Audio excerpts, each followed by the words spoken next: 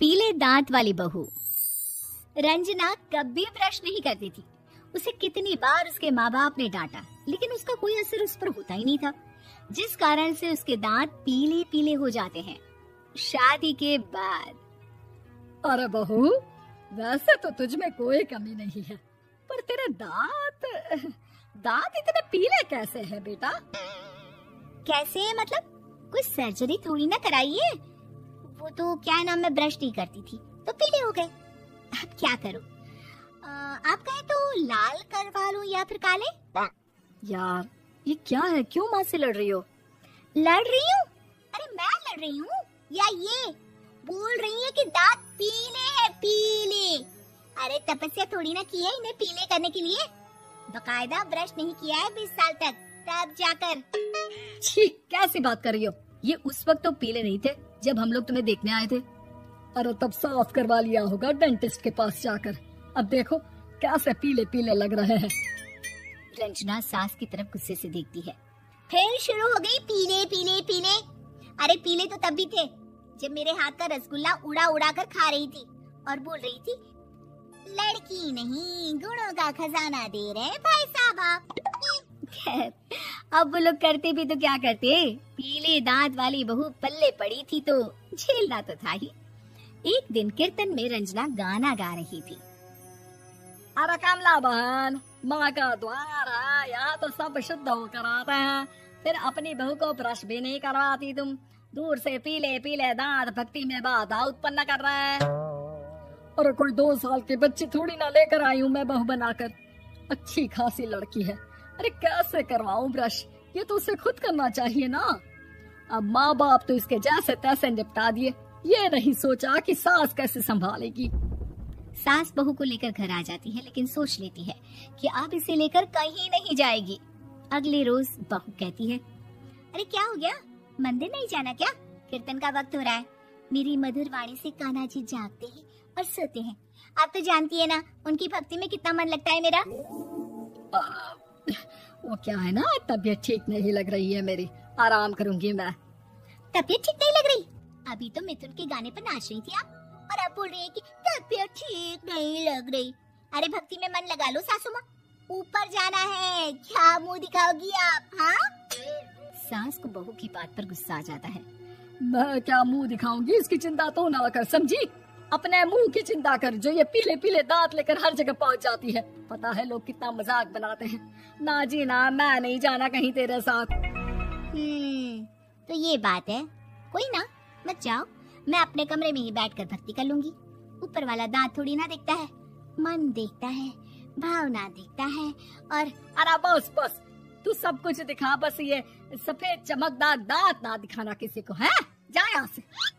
बहू को सास की बात का कोई फर्क नहीं पड़ता, वो तो जैसी थी वैसी ही रह जाती है। सुबह नहाकर किचन में खाना बनाना, फिर खाना खाना, कीर्तन भजन करना और सो जाना। एक दिन, माँ जी मैं सहेली के घर जा रही हूँ, शाम को लेट आऊंगी। हाँ हाँ तो जाना, मैंने कौन सा तेरी आरती करनी है घर पर बैठकर। रंजना सहेली के घर जाती है, जहाँ वो पार्टी में जाने की तैयारी कर रही होती है। अरे शिखा, कहाँ जाने की तैयारी कर रही है? मैं गलत वक्त पर आ गई क्या? अरे नहीं यार, उल्टा सही वक्त पर आई है। मैंने ये साड़ी और ज्वेलरी निकाली है यार, शाम को इनके ऑफिस की एक पार्टी में जाना है। बताना कैसा लग रहा है ये सब?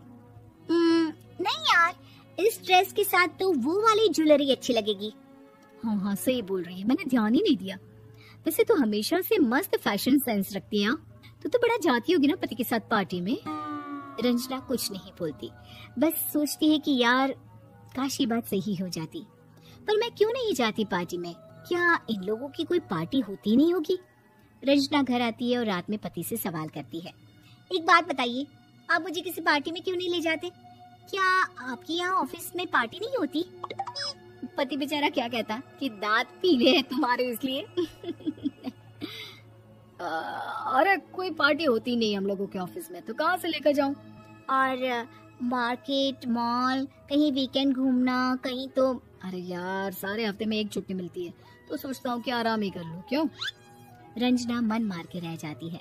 पहले कभी सास के साथ मंदिर जाया करती थी, लेकिन वो भी सास ने ले जाना बंद कर दिया। घर बैठी बैठी रंजना बोर हो जाती है, तभी उसे आइडिया आता है और वो मायके जाने का सोचती है। सासू माँ, 2 दिनों के लिए मम्मी के घर जा रही हूँ। अच्छा अच्छा ठीक है, आराम से जा। और हाँ, माँ से कुछ अच्छी आदत सीख कर आना कि कैसे शरीर के हर भाग की तरह दांतों की सफाई भी जरूरी होती है, समझी? शुरू हो गई ना आप? वो लोग आपकी तरह नहीं है कि छोटी छोटी बात का बतंगड़ बना दे। उन लोगों के लिए मैं मायने रखती हूँ, ना कि मेरे पीले पीले दांत। रंजना माँ को बिना बताए उन लोगों को सरप्राइज देती है, लेकिन जैसे ही वो दरवाजे पर पहुँचती है, अंदर देखती है कि घर वाले कहीं जा रहे होते हैं। अब माँ, काश रंजना दीदी के दांतों वाली प्रॉब्लम नहीं होती तो वो भी हम लोगों के साथ चलती ना बुआ जी की बेटी की शादी में। हाँ बेटा, लेकिन अब उसे कौन समझाए कि उसको उसके पीले दांत नहीं दिखते, लेकिन उसके आसपास के लोगों को कितना एम्बैरेसिंग फील कराते हैं। मुझे तो कितनी बार उसके स्कूल की टीचर ने शिकायत की कि उसके साथ कोई लड़की बैठना भी नहीं चाहती, और ना ही कॉलेज में कोई उससे बात करना चाहता था। लेकिन पता नहीं क्यों उसे ये बात समझ में ही नहीं आती। कोई कमी नहीं है उस लड़की में, बस यही कि दांत पीले हैं। वो तो भला हो जीजा जी और उनकी माँ का, जो दीदी को जैसी है वैसे ही रखा हुआ है। रंजना को अपने घर वालों की बात सुनकर बहुत दुख होता है।